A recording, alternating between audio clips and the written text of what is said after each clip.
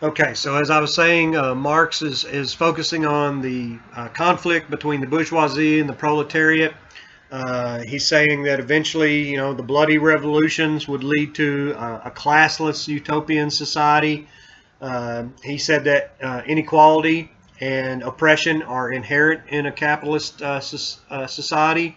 He said that human beings are prone to conflict over scarce resources, such as wealth, status, and power, and that stratification is a major source of societal tension, and it can lead to instability, and it can be a source of social change, right?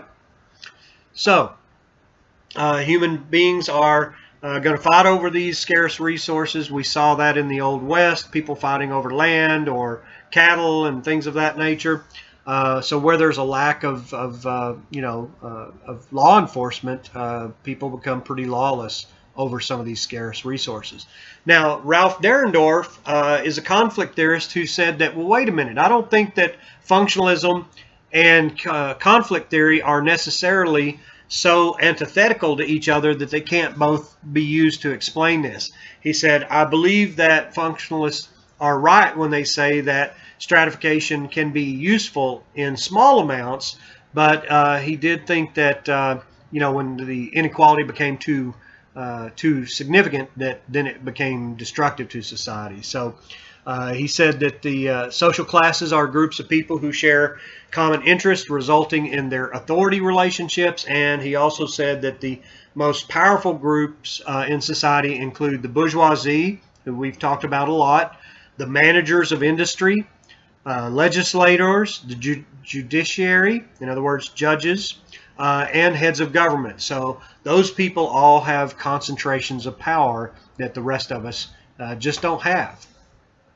Now, we've talked a little bit about the dominant ideology, and I just want to mention it again here. The dominant ideology, as we've said before, is a set of cultural beliefs and practices that helps to maintain the status quo. It helps to maintain powerful social, economic, and political interests. The most powerful groups control the means of producing beliefs about reality through religion, education, and the media. So, by having influence over all of these various spheres in our lives, education, the media, religious institutions, wealthy people are able to kind of control how we see social problems like poverty and crime and things of that nature. And so, according to the conflict theorists, the wealthy will use the media and these other institutions in society to keep our attention focused on the conflict between the lower classes. Poor people against poor people. If we can pit the lower classes against each other, or if we can pit the working class against the lower class, or the middle class against the working class, that keeps us from looking at the upper class and saying, hey, what are you guys doing over there? How are you guys getting so rich when the rest of us are really struggling? So that dominant ideology is the idea that wealthy people are going to use all of these tools at their disposal in order to focus the attention on the lower classes and shift blame to them, rather than looking at the structure of society and saying, well, maybe if we structured society a little differently, the lower classes would have better opportunities to move up. Okay.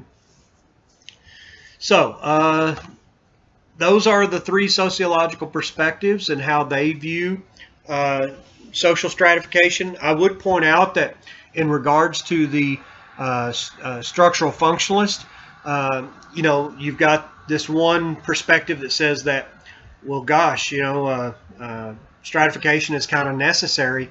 I think when we get to the chapter on class or race and ethnic discrimination, we're going to see that there's another component to the structural functionalist perspective that says that, but when you deny people opportunities, you can't really be a great society, because a large segment of your population is denied the opportunity to move up. And so I think that's an important part of the functionalist approach as well. We can't just say, well, it benefits society for you to have social stratification. You also have to be aware that, well, yeah, it does, but too much of it is certainly problematic. Okay. And so when you deny people an opportunity to achieve upward social mobility, you end up with the underclass, who have had persistent generational poverty and may have decided that it's really not worth the struggle anymore. Okay. Now, Gerhard Linsky said that as a society advances technologically, it becomes capable of producing a surplus of goods. So if we think about it, hunting and gathering societies really couldn't produce much of a surplus of goods. They really were only able to meet the immediate needs of the group. Once we became agricultural societies and we started using plows and fertilizer and animal power to pull plows, and then later on, tractors and things of that nature, that allowed us to cultivate larger sections of land, which meant that we could produce more crops, which meant that we might be able to develop a surplus. And then once we became an industrial society, clearly we were able to produce far more goods than we could consume, and that allowed us to sell those goods to other people for a profit. And that's when we started to see the real gap between the rich and the poor widen out significantly. Okay. So Gerhard Linsky also said that the allocation of surplus goods and services by the holders of power and wealth reinforces social inequality. So the way that we've got plenty of food in this country to feed every American, and yet there are Americans who go hungry every day.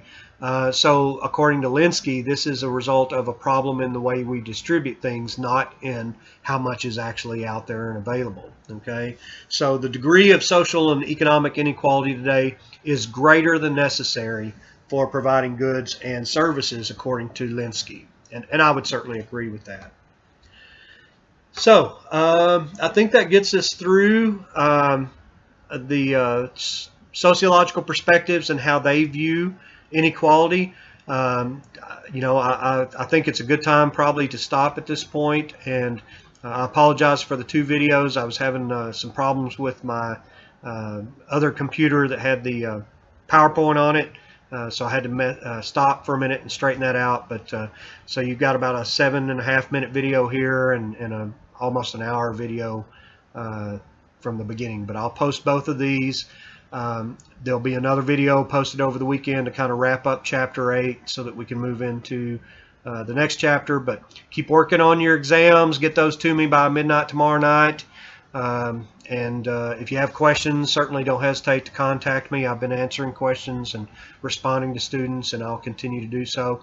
Hang in there. Stay safe and healthy, guys. And we'll be communicating very, very soon. Thank you.